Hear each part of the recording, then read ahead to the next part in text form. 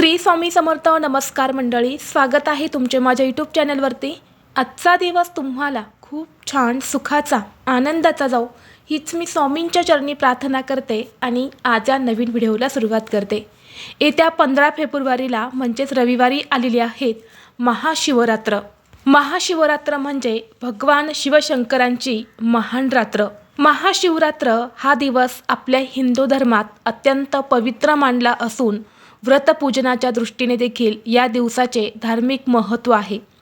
या महाशिवरात्रीच्या दिवशी भगवान शिवपार्वतीचा विवाह सोहळा पार पडला होता. तसेच या पवित्र दिवशी भगवान शिवशंकर हे सर्वप्रथमच लिंगाच्या स्वरूपात प्रकट झाले होते आणि म्हणून या दिवशी महादेवाची कृपा प्राप्त करण्यासाठी सर्व भक्त कठीण व्रत करतात. भगवान महादेवांची विधिवत पूजा करतात. धार्मिक मान्यतेनुसार महाशिवरात्रीला केलेले व्रत आणि शिवपूजनाने महादेव भक्तांवर प्रसन्न होतात व कायम कृपा करतात. मात्र हा दिवस इतका पवित्र आणि महत्त्वाचा मानला जातो की मनोकामनापूर्तीसाठी जर आपण काही विशेष उपाय जर केले तर भगवान महादेव हे खूप लवकर प्रसन्न होऊन इच्छापूर्ती करतात असे देखील मानले जाते. आणि म्हणून आज या व्हिडिओमध्ये मी तुम्हाला एक अतिशय प्रभावी असा उपाय सांगणार आहे. जर तुम्हाला महाशिवरात्रीला हे एक फूल कुठे दिसले तर ते अजिबात सोडू नका. हे फूल तुम्हाला घरी घेऊन यायचे आहेत. जर या महाशिवरात्रीच्या दिवशी हे एक फूल तुम्हाला भेटले तर तुमची करोडपती होण्याची इच्छा ही 100% पूर्ण होईल. तुमच्या मनातील कितीही कठीणातील कठीण इच्छा ही भगवान महादेवांच्या कृपेने नक्कीच पूर्ण होईल. आणि हा उपाय इतका प्रभावी आहे की हा उपाय जर तुम्ही केला तर घरात इतका पैसा येईल की आयुष्याचं सोनं हे झाल्याशिवाय राहणार नाहीत. चहूबाजूने घरात पैशाचा ओघ वाढेल. आपल्या घरामध्ये धनसंपत्ती, पैसा, ऐश्वर्य यायला सुरुवात होईल. तर अशा या एका फुलाचा उपाय कसा करायचा आहे, हे फूल कोणते आहेत, त्या फुलाचं काय करायचं आहे ह्याबद्दलची संपूर्ण माहिती या व्हिडिओमध्ये मी तुमच्यासोबत शेअर करणार आहे. त्यामुळे तुम्ही हा व्हिडिओ स्किप न करता शेवटपर्यंत नक्की पहा. चॅनलवरती नवीन असाल तर सबस्क्राईब करा आणि असेच माहितीपूर्व नवनवीन व्हिडिओ पाहण्यासाठी बेल आयकॉनलाही प्रेस करा. म्हणजे जेव्हा कधी मी नवीन व्हिडिओ अपलोड करेल त्याचं नोटिफिकेशन सर्वात अगोदर तुम्हाला भेटेल आणि तुम्ही एक पण व्हिडिओ मिस करणार नाही. तसेच हाईप बटनला देखील क्लिक करा. आज या व्हिडिओमध्ये मी तुम्हाला जो उपाय सांगणार आहे तर हा उपाय अत्यंत प्रभावी उपाय आहे. त्यामुळे प्रत्येकाने शक्य झालं तर या महाशिवरात्रीला हा उपाय जो आहे तर तो नक्की करायचा आहे. कारण या फुलामध्ये साक्षात भगवान शिवशंकरांचा वास असतो आणि हे जे फूल आहे तर हे भगवान महादेवांना अत्यंत प्रिय आहेत. या फुलाने भगवान महादेव हे भक्तांवर खूप लवकर प्रसन्न होतात आणि म्हणून आपल्याला हा उपाय जो आहे तर तो करायचा आहे. जो उपाय मी तुमच्यासोबत शेअर करणार आहे तर हा उपाय तुम्ही महाशिवरात्रीला म्हणजे रविवारी संपूर्ण दिवसभरामध्ये अगदी सकाळपासून ते संध्याकाळपर्यंत कधीही करू शकता. आता हा उपाय आपल्याला का करायचा आहे, हा उपाय केल्याने कोणते शुभ फळ प्राप्त होते तर पहा. सगळ्यात महत्त्वाची गोष्ट म्हणजे यंदा महाशिवरात्रीला अमृत सिद्धियोग आणि सर्वार्थ सिद्धियोग जुळून आलेला आहेत आणि हे दोन्ही योग इच्छापूर्तीसाठी खूप महत्त्वाचे मानले जातात. तसेच महाशिवरात्रीचा दिवस भगवान महादेवांना समर्पित आहे आणि या दिवशी भगवान महादेव हे स्वतः आपल्या भक्तांना आशीर्वाद देण्यासाठी पृथ्वीवरती येत असतात. त्यामुळे पृथ्वीवरती शिवतत्व हे 1000 पटीने कार्यरत असते आणि म्हणून या दिवशी आपण जे काही उपाय करतो ना ते खूप प्रभावी ठरत असतात. भगवान महादेव हे अतिशय भोळे देवता असल्यामुळे ते आपल्या छोट्या भक्तीला किंवा छोट्या उपायांवरती सुद्धा प्रसन्न होत असतात. तर पहा, जर आपल्या घरामध्ये सतत पैशांच्या आर्थिक अडचणी येत असेल, नेहमीच पैशांची कमतरता भासत असेल, कष्ट आणि मेहनत करूनही जर तुमच्या कष्टाला आणि मेहनतीला यश मिळत नसेल, त्या कष्टाचं फळ तुम्हाला प्राप्त होत नसेल किंवा घरात आलेला पैसा हा टिकत नसेल, जिथे तुम्ही 5 रुपये कमवतात तिथे तुमचे 100 रुपये खर्च होत असेल, घरात आलेला पैसा हा कोणत्या कारणाने घरातून बाहेर जात असेल, मग तो आजारपणामध्ये निघून जात असेल किंवा आज तुमच्या घरामध्ये 50,000 रुपये आले आणि दुसऱ्या दिवशी अशा काहीतरी अडचणी येतात की आलेला पैसा हा पुन्हा निघून जातो. म्हणजेच काय, लक्ष्मी तुमच्यावरती प्रसन्न आहे परंतु तुमच्या घरामध्ये स्थिर नाही आणि म्हणून प्राप्त झालेली लक्ष्मी आपल्या घरात स्थिर राहावी यासाठी हा उपाय खूप प्रभावी मानला जातो। हा उपाय या महाशिवरात्रीच्या पवित्र दिवशी केल्याने घरात कधीही अन्नधान्याची कमतरता भासत नाही। आपली जी काही आर्थिक स्थिती आहे तर ती सुद्धा मजबूत होते। आपल्या घरामध्ये पैसे येण्याचे सर्व मार्ग हे मोकळे होतात आणि यामुळे घरातील गरिबी, दरिद्रता ही संपूर्णपणे नष्ट होऊन करोडपती होण्याची इच्छा देखील आपली पूर्ण होऊ शकते। आणि या फुलामुळे आयुष्यामध्ये सोन्यासारखे दिवस यायला सुरुवात होतात। जर तुमच्यावरती एखादं कर्ज असेल, कर्ज हे कोणतंही असेल, घराचं, गाडीचं किंवा जमिनीचं कुठलंही कर्ज असेल, तर त्या कर्जातून मुक्त होण्यासाठी, कर्ज फेडण्यासाठी तुम्हाला योग्य मार्ग मिळेल। तसेच या उपायाने घरातील आजारपण हे सुद्धा दूर होईल। आणि म्हणून या महाशिवरात्रीच्या दिवशी जर तुम्हाला गोकर्णाचे फूल कुठे दिसले तर ते तुम्हाला घरी घेऊन यायचे आहेत। आपल्या वास्तुशास्त्रात गोकर्णाचे फूल हे सुख, समृद्धी आणि नशिबाचे प्रतीक मानले जाते। या गोकर्णाच्या फुलांचा उपयोग महादेवांच्या पूजेमध्ये, भगवान विष्णू, शनिदेव, देवी लक्ष्मी, दुर्गा देवीच्या पूजेमध्ये सुद्धा केला जातो। या गोकर्णीच्या झाडाला अपराजिता किंवा विष्णुकांता असे सुद्धा म्हटले जाते। गोकर्णाचं फूल जे आहे तर ते आपल्या हिंदू धर्मात अत्यंत पवित्र मानले जाते आणि या फुलामुळे घरात सुख समृद्धी येते, धनवृद्धी होते आणि घरातील नकारात्मक ऊर्जा नष्ट होऊन सकारात्मक ऊर्जा देखील निर्माण होते। आणि ज्योतिषशास्त्रानुसार गोकर्णीच्या झाडासोबत माता लक्ष्मी राहते, त्यामुळे या फुलाचा उपयोग जर आपण या महाशिवरात्रीला केला तर जीवन हे आनंदी राहते।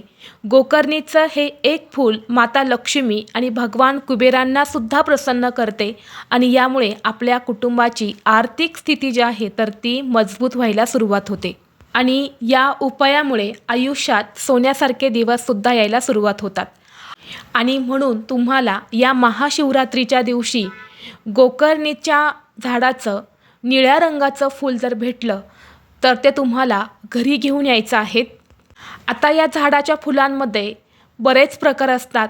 पांढऱ्या रंगाचं सुद्धा फूल असतं, गुलाबी रंगाचं फूल असतं, तसेच निळ्या रंगाचं सुद्धा फूल असतं। परंतु आपल्याला हा उपाय करण्यासाठी निळ्या रंगाचंच गोकर्णीचं फूल जे आहे तर ते घ्यायचं आहे, कारण या प्रत्येक फुलाचं महत्त्वसुद्धा वेगवेगळं आहे। निळ्या रंगाची फुलं जी असतात तर त्या फुलासंबंधित उपाय केल्याने भगवान विष्णू, माता लक्ष्मी, भगवान शिवशंकर हे प्रसन्न होतात आणि आपल्या घरात धनसंपत्तीमध्ये वाढ होते। तसेच जीवनातील सर्व संकटे हे देखील दूर होतात आणि म्हणून आपल्याला निळ्या रंगाचं एक गोकर्णीचं फूल घ्यायचं आहे। आता जर तुमच्या घरीच गोकर्णाचा वेल असेल तर त्याचं फूल तुम्ही घेऊ शकता। तुमच्या घरी नसेल, शेजारच्यांच्या घरी असेल, तिथून तुम्ही हे फूल आणलं तरीही चालेल। हे फूल तुम्ही आणल्यानंतर सर्वप्रथम ते तुम्हाला स्वच्छ धुवून घ्यायचं आहे। यानंतर एक तांब्याचा कलश भरून तुम्हाला घ्यायचा आहे। त्या कलशामध्ये शुद्ध पिण्याचं पाणी भरायचं आहे। यानंतर त्या पाण्यामध्ये तुम्हाला 21 पांढरे तीळ जे असतात तर ते टाकायचे आहेत। पांढरे तीळ नसेल तर 21 अखंड तांदूळ टाकायचे आहेत। थोडंसं गाईचं कच्चं दूध जे आहे तर ते तुम्हाला त्या पाण्यामध्ये टाकायचं आहे। आणि यानंतर हे गोकर्णीचं फूल जे आहे तर ते तुम्हाला घेऊन, हे जल घेऊन महादेवाच्या मंदिरात जायचं आहे। हा उपाय आपल्याला घरामध्ये करता येणार नाही। हा उपाय आपल्याला मंदिरामध्येच जाऊन करायचा आहे, कारण मंदिरामध्ये ज्या काही सकारात्मक लहरी असतात तर त्या खूप जास्त प्रमाणामध्ये असतात। कारण तिथे येणारा प्रत्येक व्यक्ती हा भक्तिभावाने, श्रद्धेने येत असतो आणि म्हणून तिथे आपण जे काही उपाय करतो तर त्या उपायांचा आपल्याला शीघ्र फळ प्राप्त होते। आता सर्वप्रथम तुम्ही महादेवाच्या मंदिरात गेल्यानंतर तिथे तुम्हाला शक्य असेल तर दिवा प्रज्वलित करायचा आहे। दिवा शक्य नसेल तर तुम्ही 2 अगरबत्ती तिथे लावायच्या आहेत आणि यानंतर तुम्हाला हे जल तुम्ही घेऊन गेले आहे तर ते जल तुम्हाला शिवलिंगावरती अर्पण करायचे आहेत। अर्पण करताना उत्तरेकडे तोंड करून तुम्हाला बसायचं आहे आणि दोन्ही हाताने तुम्हाला हे जल जे आहे तर ते शिवलिंगावरती अर्पण करायचं आहे। अर्पण करत असताना ओम नमः शिवाय, ओम नमः शिवाय या मंत्राचा जप करायचा आहे। जल अर्पण करून झाल्यानंतर तुम्हाला ते गोकर्णीचं फूल जे आहे तर ते पाण्यामध्ये बुडवायचं आहे आणि यानंतर आपल्या उजव्या हातात घ्यायचं आहे. यानंतर तुम्हाला 108 वेळा महामृत्युंजय मंत्राचा जप करायचा आहे. महामृत्युंजय मंत्र हा कोणता आहे हे तुम्हाला वरती स्क्रीनवरती दिसत असेल तर हा मंत्र तुम्हाला 108 वेळा म्हणायचा आहे. 108 वेळा तुम्हाला म्हणणं शक्य नसेल तर 16 वेळा हा मंत्र तुम्हाला म्हणायचा आहे. आणि यानंतर हे जे फूल आहे तर ही आपली इच्छा मनोकामना व्यक्त करून हे फूल तुम्हाला शिवलिंगावरती अर्पण करायचं आहे. आता अर्पण कसं करायचं आहे तर ज्या प्रकारे आपण पालथं बेलपत्र अर्पण करतो ना तसेच तुम्हाला हे जे फूल आहे तर ते पालथं तुम्हाला अर्पण करायचं आहे. या फुलाचा देठ तुमच्याकडे येईल अशा पद्धतीने शिवलिंगावरती अर्पण करायचं आहे. आता जर तुम्ही या फुलाकडे जर व्यवस्थित पाहिले तर या फुलाचा आकार जो आहे तर तो गाईच्या कानासारखा आहे आणि आतमध्ये त्याला महादेवाच्या पिंडीचा आकार आहे आणि म्हणून या फुलाला महादेवाचं फूल असे सुद्धा म्हटले जाते.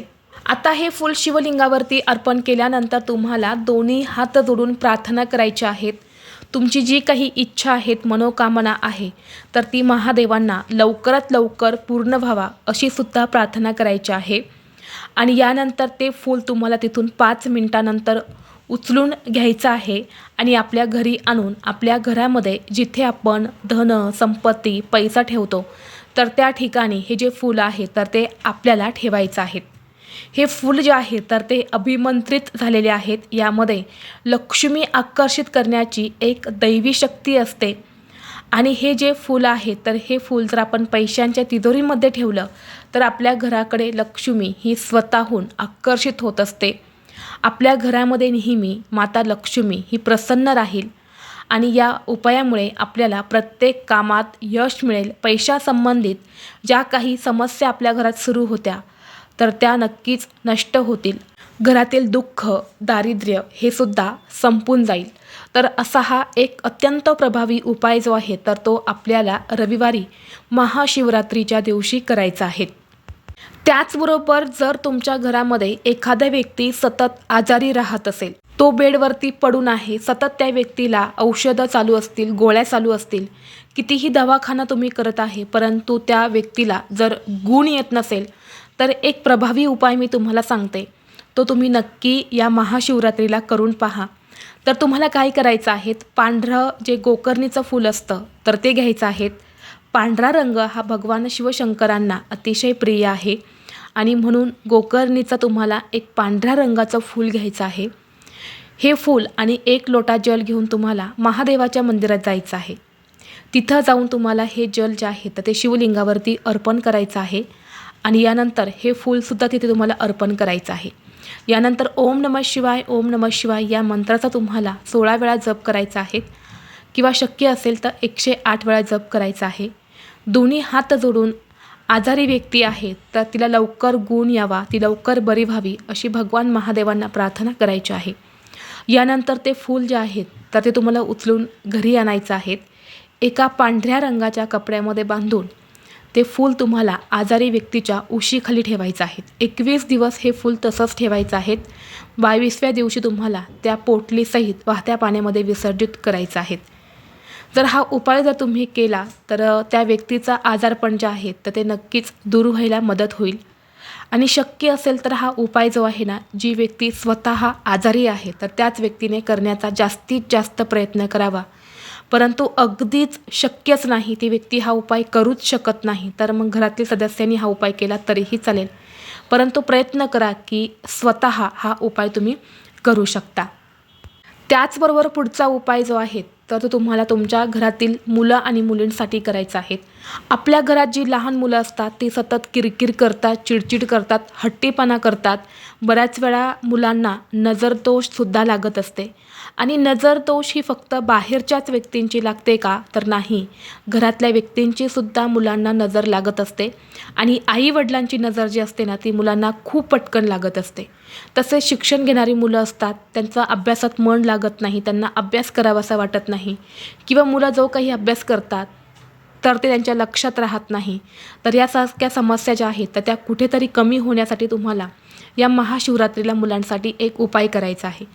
तर तुम्हाला काय करायचं आहे, एक पांढऱ्या रंगाचं गोकर्णाचं फूल घ्यायचं आहे ते फूल तुम्हाला पाण्यामध्ये बुडवून यानंतर मिठामध्ये बुडवायचं आहे. आणि यानंतर हे जे फूल आहे तर हे तुम्हाला मुलांवरून ज्या प्रकारे घड्याळाचा काटा फिरतो त्या प्रकारे 7 वेळा तुम्हाला फिरवून घ्यायचं आहे आणि वाहत्या पाण्यामध्ये तुम्हाला विसर्जित करायचं आहे. किंवा एखाद्या प्लेटमध्ये पाणी घ्या आणि त्या पाण्यामध्ये तुम्हाला हे फूल जे आहे तर ते टाकून द्यायचं आहे.